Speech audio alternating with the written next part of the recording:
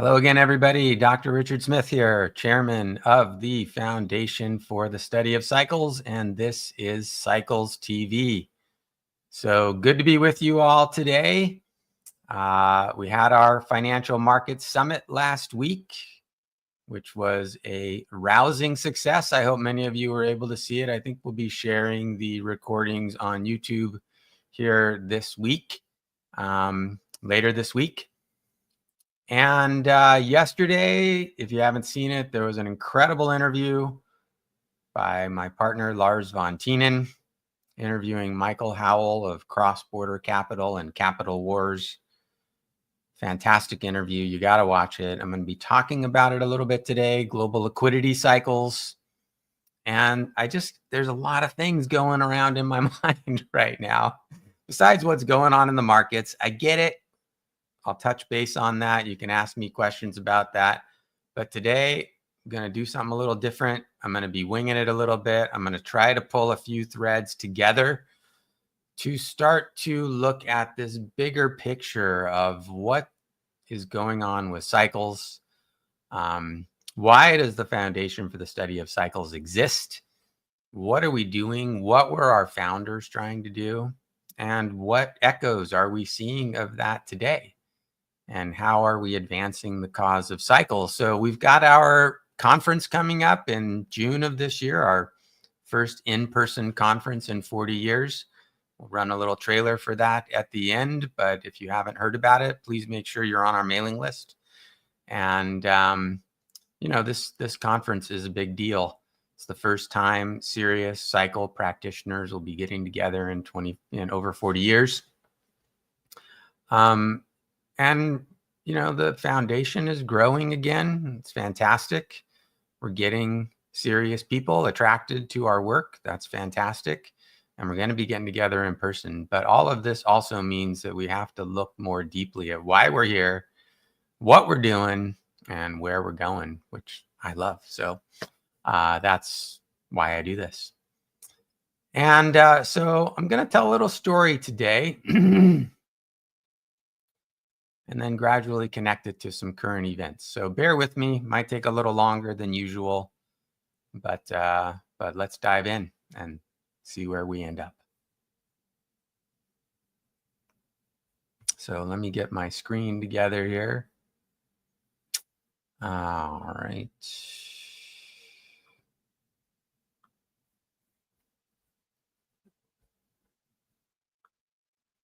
Okay. So this first page here is from the book,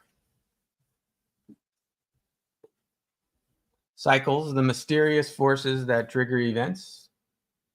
Edward Dewey's book, republished last year by Harriman House and us. And I hope you have a copy of the book. But this is from chapter 1, where Dewey says, the meeting at Matamek, one memorable library visit, set my future course irrevocably on the trail of the great cycle mystery. I came across a transcript by Professor Ellsworth Huntington of Yale University of a conference that had been held in 1931 in Matamek, Quebec, on the north shore of the Gulf of St. Lawrence. About the time when I had been anxiously interviewing economists to discover the cause of our Great Depression, a Boston financier named Copley Amory had organized an international conference on biological cycles that was held at his summer estate in Matamek. 25 of the world's leading biologists assembled to compare notes about cycles in wildlife. As I read the transcript of their findings, a strange excitement took hold of me. For I learned a fact known to every sportsman, namely that game is sometimes plentiful and sometimes scarce. But what impressed me was the periods of abundance and of scarcity often came at amazingly regular time intervals. Cycles. So I'm not going to read the whole book to you, especially because my voice is already going here in the first 5 minutes. But he talks about his relationship with Chapin Hoskins of Forbes, cycles in business, cycles in wildlife, cycles on the sun. Sorry. And in many instances, these cycles had the same length and went up and down together. So that's the backdrop.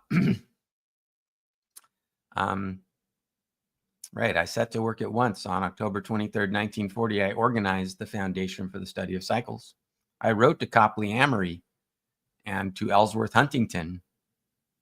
Mr. Amory came to see me and was as surprised to learn about economic and astronomical cycles as I had been to learn about biological ones. So Copley Amory was the first chairman of the Foundation for the Study of Cycles. And who was Copley Amory? So he was a partner at Loomis Sales. Okay, back in the 1930s. I think Loomis Sales started in 28 or 29. Loomis Sales is still around today. This is their current webpage. Obviously, they're still interested in nature. I mean, look at all these images, right? So this was very interesting to me because it also shows how, you know, the connection between investing, finance, and cycles, right? It wasn't just Dewey, the economist. It was Amory, the financier, the investment partner at an investment management partnership, Loomis Sales, which is still around today. But also that he gathered 25 leading biologists and he paid for them all to come up to his summer home on the Matamec River in Quebec, where he had converted an old Hudson Bay fur trading post into a summer home. And he gathered these biologists. I'm not sure why. So yes, he was an investment partner, but he was also a diplomat and an explorer and a Harvard grad. And so for whatever reason, maybe he was interested in cycles and investing. I don't know. Haven't come across that yet, but he was interested in cycles and he gathered these biologists who turned out to be quite famous biologists, a few of them. And this is actually how I started to get reacquainted with this. Aldo Leopold, an American writer, philosopher, natural scientist, ecologist, forester, conservationist, and environmentalist. Professor at the University of Wisconsin, best known for his book, A Sand County Almanac. Influential in the development of modern environmental ethics and in the movement for wilderness conservation. Very important guy in the field of ecology and biology. Another attendee, Charles Sutherland Elton, an English zoologist and animal ecologist associated with the development of population and community ecology, including studies of invasive organisms. And then another one was William Rowan, a Canadian biologist and ornithologist, best known as a founder of photobiology for establishing the link between the length of daylight and bird migration. How cool is that? Here's a picture of these three gentlemen together. This, I don't know if this was at the Matamec conference or not, but I think it's very important and significant that we, like Dewey, start to not only connect cycles in the markets, but economic cycles, astronomical cycles, geological cycles. Ellsworth Huntington from Yale University was a geologist. Not sure how he ended up at the Conference of Biologists, but so he did. And he actually wrote the report from that Matamec conference. And he was one of the board members of the original Foundation for the Study of Cycles. So interesting.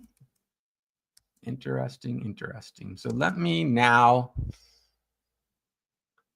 show you. This is,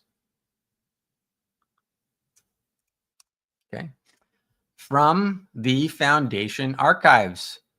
This is the full proceedings of the Matamec Conference on Biological Cycles from back in 1931.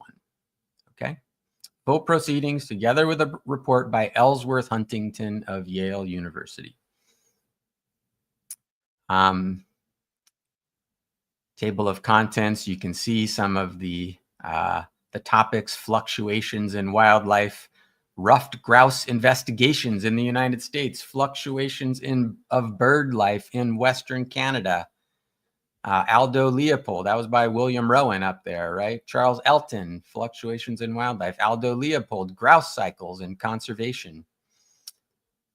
Ellsworth Huntington, the ebb and flow of human population.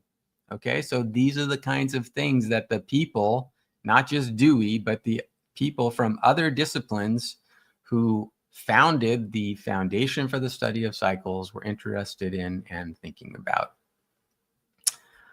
So I'm going to skip down here. This is all really interesting. I'll share more of this another time. But just wanted to highlight a couple of things here. So this was Huntington's report. And I think this is what got the attention of Dewey in the library that day that set him on the fateful course, as he says. All right, so this is a cool little diagram. I'm not going to spend a lot of time on it, especially because it's sideways right now. I don't know if I can rotate it. Maybe I can. Okay, there we go.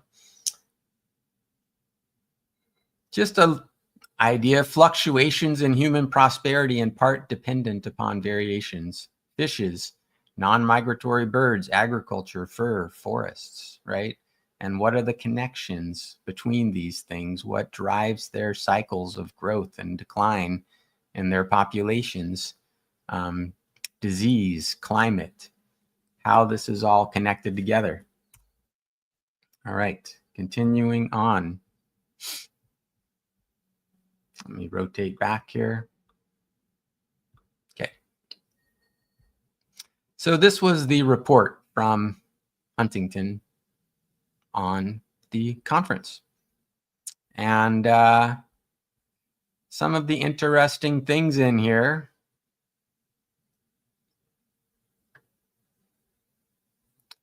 The most remarkable feature of the biological conference was the great amount of evidence as to a cycle of 9 or 10 years. Mr. Leopold described such a cycle among the grouse and rabbits of Wisconsin and neighboring lake states. From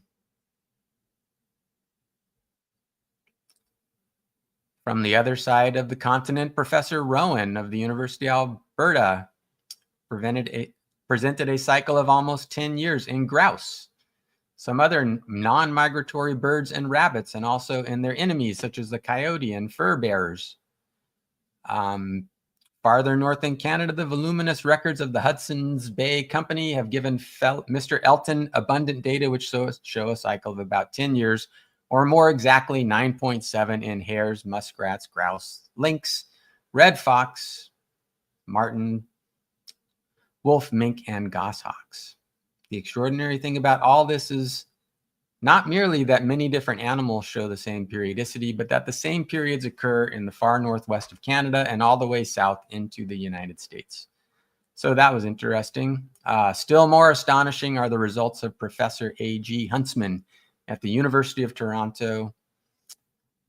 Found indications that salmon come and go in periods of 9.6 years. So all of this is fascinating, right? And the reason I titled this talk today, Global Liquidity and Biological Cycles, is because of the great presentation by Lars, or interview by Lars yesterday, of Michael Howell and the work he's doing in global liquidity flows and looking at cycles in global liquidity flows. And one of the cycles that is coming through in his data is world investors' risk exposure, which has a cycle of 9.25 years. Another comment in these proceedings from back in 1931 amongst the biologists. Most of the members expected that sunspot cycle of 11.2 years would figure prominently at Mattamack. Okay, keep that 11.2 years in mind. Professor blah-de-blah, right, 12 years, okay. So he's saying that the 11.2-year cycle, they saw some evidence of it, but not as much as this 9 to 10-year cycle. Dr. Delury pointed out that it's a little longer than the lunar cycle of 8.85 years, and almost exactly half of another lunar cycle of 18.6 years. That's the lunar nodes cycle. 18.6 years is also the real estate cycle that Phil Anderson and Akhil Patel have documented, which was done by Dewey before as well. It's been part of the foundation's work. But that 18.6-year cycle, 9.3 times 2 is 18.6. And the 11.2-year cycle, we jump back to the main cycle that Michael Howell and Lars discussed yesterday, was the 65-month global liquidity cycle. 65 months is 5+ years, 5 years, 5 months, times 2 is around, some. Not exactly 11.2, but it's between 11.2 and 12. So we're seeing these cycles, these, 5+ year, 11.2 year, 9.3 year, 18.6 year. They're showing up since 1931. Michael Howell also talked about the 41-month cycle. Lars was showing the 42-month cycle, actually, that he saw. I should show you this in, right. Lars was sharing with Michael this cycle that he found in the CAPE data, the Shiller CAPE data, showing how in 1929 and 2000 and 2024, we had all the cycles line up from the CAPE data showing the potential for, that we did get huge declines back here.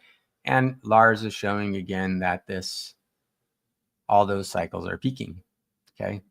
And he was talking about the 42-month cycle being the dominant, and Michael Howell, said, well, we see a 41-month cycle. Lars was like, okay, I know what the 41-month cycle is. Of course, that was Dewey's most famous cycle, which we still look at today, right? The 180-week cycle, which is topping right now in the markets. So all of this coming together, I thought was just fascinating. And it's on my mind because I'm thinking about our upcoming conference. What are we going to do there? How are we going to, what topics are we going to cover, et cetera. So I wanted to share this all with you.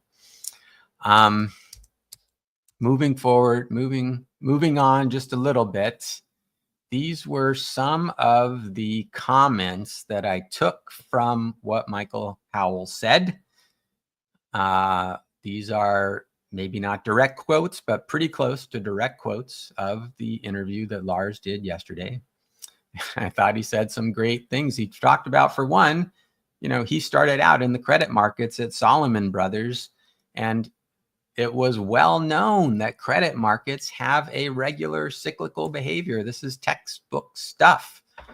And Lars said, well, cycles don't really get a lot of acceptance today in the mainstream world. And he said, Michael said, I think that it's mostly from economists who tend not to understand cycles rather than from financial practitioners who actually experience cycles.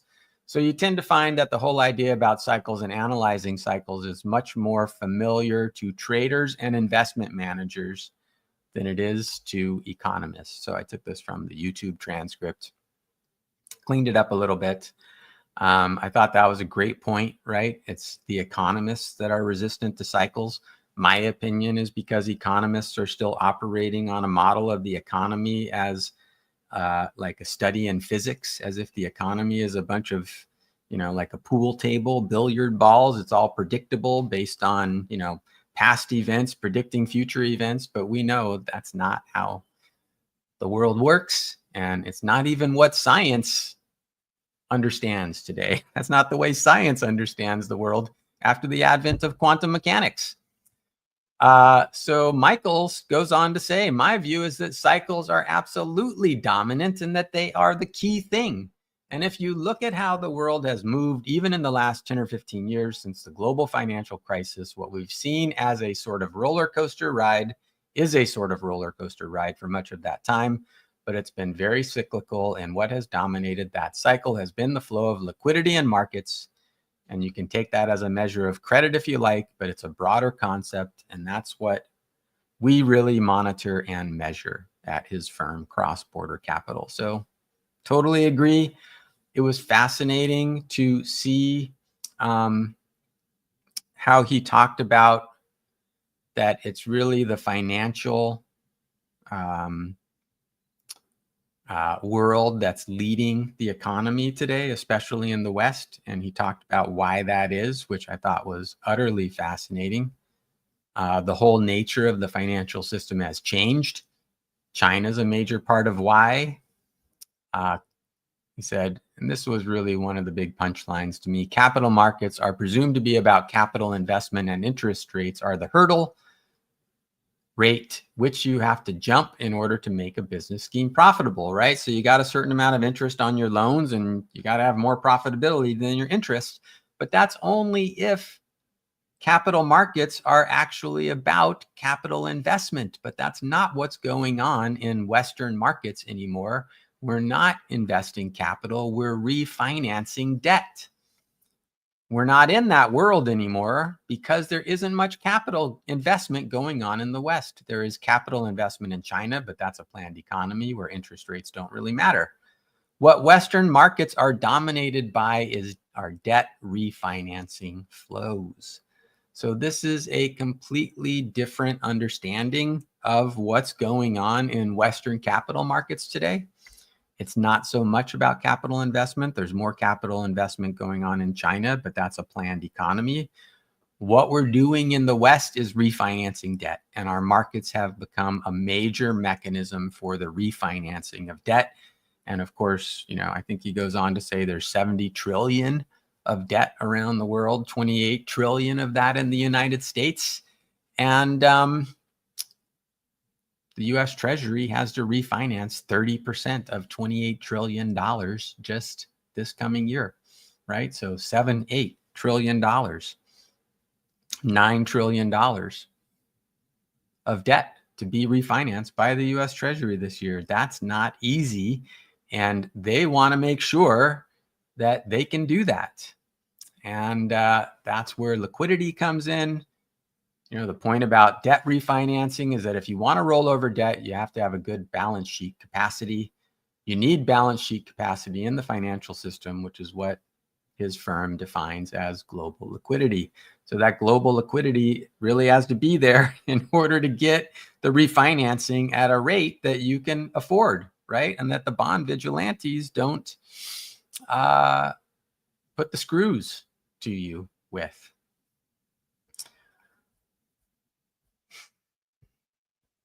Then he went on to say a couple of additional things that I thought we really need to look at. Yields are distorted by what the Treasury and Federal Reserve are doing. They're manipulating the market. He talks about agency mortgages like Fannie and Freddie mortgages, risk-free securities, but they have a higher rate than the Treasury rates, but they should have the same rate. So the gap between agency mortgages and treasuries is about 100 basis points because the Treasury has been skewing Treasury issuance to the short term, while the Fed has been doing a secretive liquidity easing. It's not secret, but it's not talked about, and most people don't understand it, right? So he actually says the yield curve, that inversion of the yield curve was artificial because, they're borrowing more at the short term, elevating those rates, suppressing the long term. That's an artificial inversion that may not be the same as the historical inversions of the past. So that was fascinating. The financial sector now leads the real economy.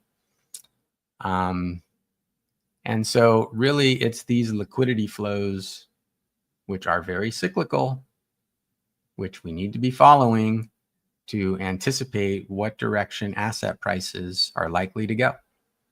And the factors influencing liquidity, the Federal Reserve and the People's Bank of China, bond volatility, which I haven't been paying attention to, but it's clear now that I need to pay more attention to it.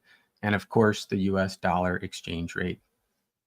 And he said, yes, the Fed and Treasury were secretively goosing the economy ahead of the November elections. So, great interview. There's much more there than what I've summarized today, but I wanted to pull out these key points. I wanted to note the correspondence between the cycles because that's on my mind. And, we've got, so let's go now and just look at a couple of these charts that Lars and Michael reviewed yesterday. This one being the 65-month cycle in the Global Liquidity Index, right? He made this cycle back in 2000 is what he said. Just laid this sine wave over the data back in 2000. And it's this predictive, today, right? That it just tracks these global liquidity flows like this. When this dashed red line was overlaid on the data in 2000. Amazing. What it shows here is that this liquidity hasn't peaked yet. These liquidity flows haven't peaked yet. If this cycle continues, we can see it was early, peaked early in 2002, peaked early in 7, 8. So I'd say there's left translation going on here, at least for the last few iterations of the cycle. Maybe in the past it was right translation, but here it was a little bit of right translation. So global liquidity may or may not have peaked, might push a little bit longer, another 6 to 12 months before it really peaks. We'll see. This isn't a fact, okay? This is a pattern. But overall, it looks like, we're still not quite at the peak of global liquidity yet. So we followed up with this chart where you can see the liquidity cycle here in orange, okay, precedes the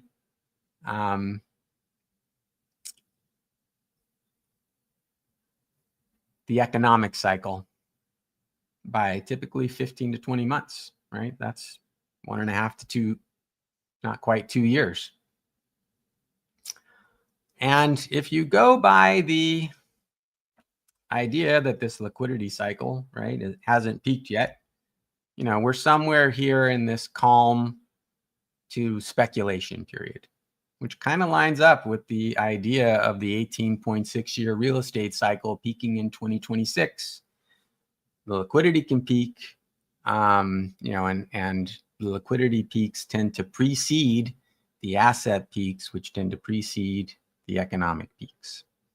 So I think this argues overall that the liquidity cycle may have a little bit more time, but not a lot. And so if we jump back now to these 4 factors, right? Factors influencing liquidity. Well, what's going on with these 4 factors? The Federal Reserve, they're not easing right now, right? I mean, they eased a little bit, but all the conversation is about the Fed not easing as much as anticipated. We'll see. We'll see. On the other hand, you have the People's Bank of China, which is tightening right now, and they're trying to avoid, a deflationary spiral. It's one of the things Michael Howell talks about, that China is in a tough spot right now, and China is actually important for global liquidity flows at this point. So what that relationship is between the US and China is going to be very important to how things shake out in the next few years. Another factor influencing liquidity is bond volatility. If bonds are very volatile, it makes it harder for private sector balance sheets to justify the refinancings. Okay, bond volatility is not good for private sector borrowing. That's the MOVE index, which I'm gonna start paying more attention to. And I did a little chart of it on the data that I could find. Okay, this is the MOVE index on Yahoo Finance. This is just daily data, so I'm going to be looking for more data here. This daily data goes back to January of 2020.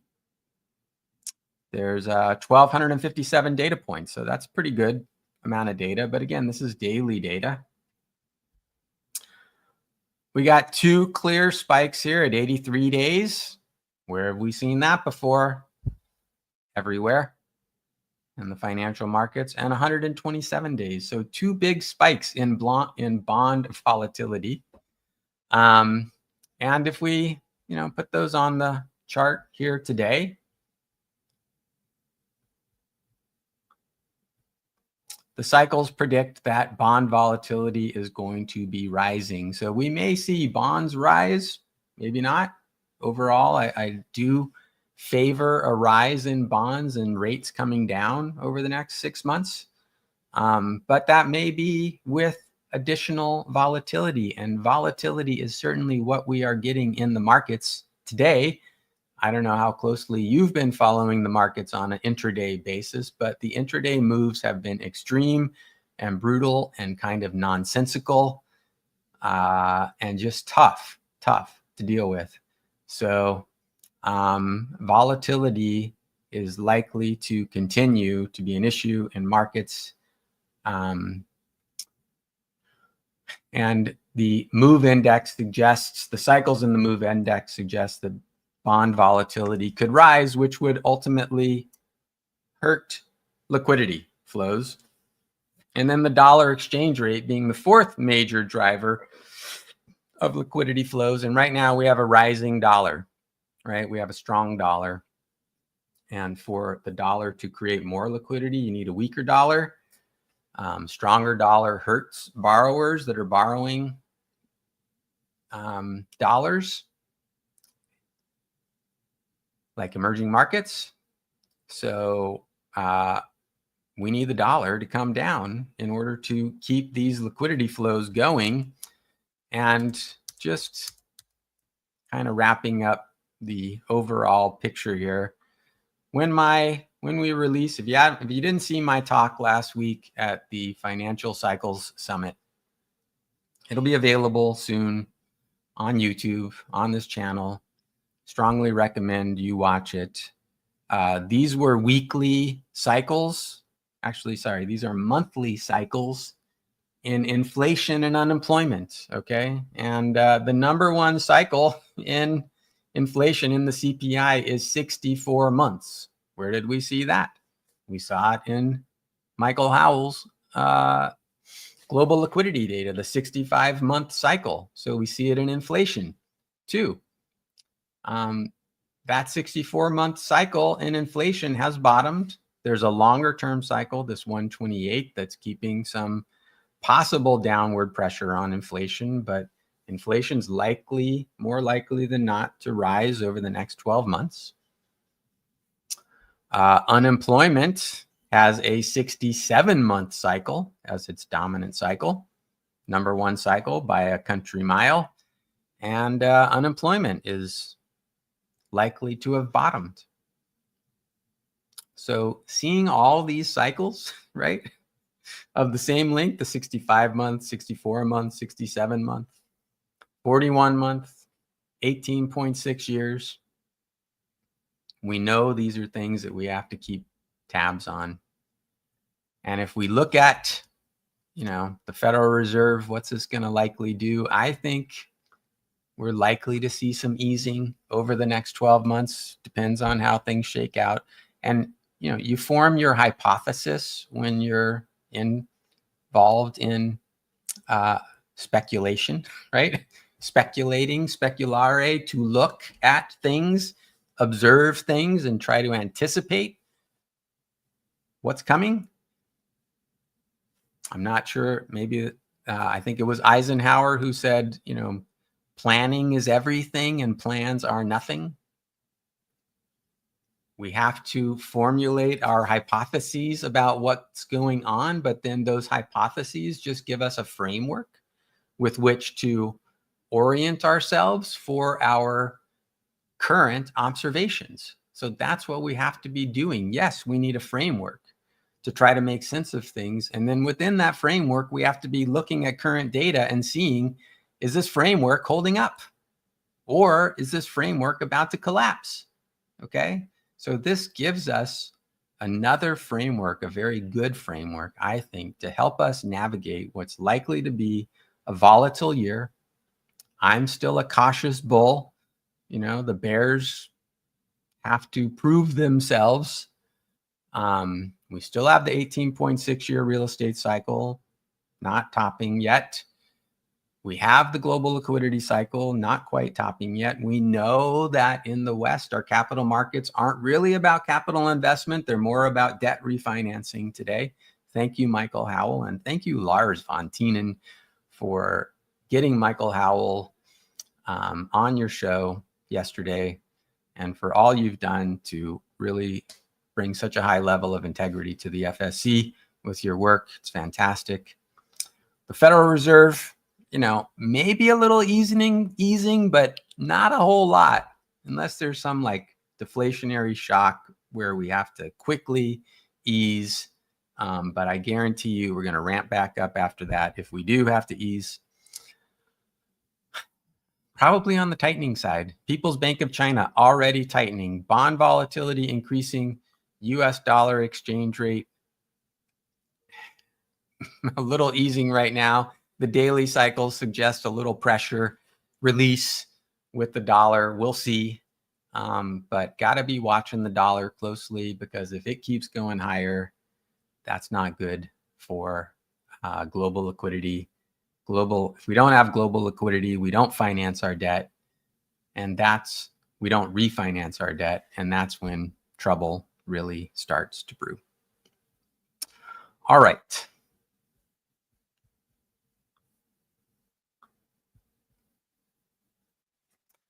That's what I got, folks. Took 37 minutes. What do you think? What are your questions? Let me go back and have a look. Yeah, 9 below West Chicago land. Yep, we're getting below with wind chill here where I am. Bruno, thank you. And Bruno, thank you for the introduction to Valerie. Had a good conversation this morning. Going to try to get her on the show. Northern VA. Yep, I'm in Southern VA. We got it a little chillier than you. All right. So, vive la harmonics. Amen. Who did not like cycles? Great recap of Howell interview. How is the Fed manipulating long-term rates by quantitative easing, right? Buying the mortgages, not the mortgages, the treasuries, the longer-term treasuries, putting them on their balance sheets. So, mostly at the shorter-term end of the curve. I think the main thing that Michael Howell was saying, and I haven't, look, if I may be getting this wrong, okay? I'm still working through it and thinking through it myself. But from what I understood, the Treasury has been kind of favoring the short-term maturities, right? Like, why we're all scratching our heads. Why didn't they borrow at longer-term maturities when rates were so cheap? Well, it had something to do with the liquidity cycle and with also trying to, I don't know any other ways to say it, but keep Trump from getting reelected. Love him or hate him, the establishment didn't want him in there. That seems clear to me. So trying to keep those lower term interest rates from getting too far out ahead of themselves. Again, I haven't sorted all this out. So help me out. If you understand it better than I do, I will continue to understand it, to work to understand it over the next few weeks, because it seems very, very important to me. All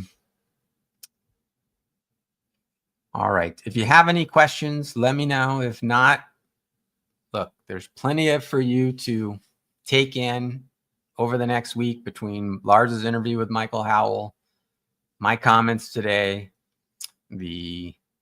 all the talks from the Financial Cycles Summit that are going to be available on YouTube if you haven't seen them already, starting later this week. There's a ton of great content for you to digest. And please support the Foundation for the Study of Cycles. Bring a friend. Come to the conference. If you're serious about cycles, this is a chance to get together in person and build relationships with other people who are serious about cycles, so that we can help bring this knowledge about cycles and advance this knowledge of cycles amongst ourselves and also for the wider world. And the world needs a knowledge of cycles right now. They're actively being suppressed because somehow we've gotten this idea that cycles aren't good. Going back to why economists, don't want to really talk about cycles is because, they say, like, well, maybe economists aren't that important, right? So what? Okay, it's good to be an economist, but you don't have to say, like, my work is more important than the cycles. No, we have to learn to work with cycles. We have to learn to cooperate with cycles. And I think that's becoming increasingly apparent. Hopefully, what makes it apparent isn't a collapse. So let's get together in June in person if you're serious about cycles and work on this together. So with that, I think I'll leave it there for today and be back again next week. Finally, I'm also starting my own personal coaching course tomorrow. So if you're interested in looking into that and maybe joining that, sign up at drrichardsmith.com. We'll put it in the show notes. I'm going to be talking about Holy Grail portfolios and risk management and my longer term economic views as well. Cycles will be a part of it, but not the whole picture. So thanks, everybody. Have a great week, and careful out there. Gotta pay close attention. All right. See you next week.